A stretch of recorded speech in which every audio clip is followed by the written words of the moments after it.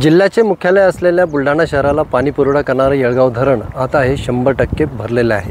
आपण पाहू शकतो की हे येळगाव धरण हे गेल्या 50 वर्षापूर्वी या धरणाची निर्मिती झाली होती। त्यावेळेस 25,000 लोकसंख्या असलेल्या मानाने हे धरण बांधण्यात आलं होतं, त्याची निर्मिती झाली होती। पण आता बुलढाणा शहराची लोकसंख्या ही 6 पट वाढल्याने हे धरणाचं पाणी आता बुलढाणावासियांना कमी पडताना दिसत आहे।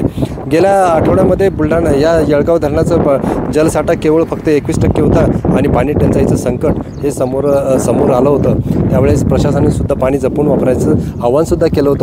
पण आता हे धरण 100% भरल्याने ओव्हरफ्लो झाल्याने सांड्यातून पाणी वाहत आहे आणि हे धरण भरल्याने बुलढाणेकरांची चिंता ही मिटली आहे। त्यामुळे आता या धरणाचा जो शहराच्या मानाने धरणाची उंची किंवा नवीन धरण बांधण्याची निर्मिती ही शहरातल्या नागरिकांकडून होताना दिसत आहे। त्यामुळे हे बुलढाणा शहराचा पाणी प्रश्न हा कायमच राहणार असं दिसून येत आहे।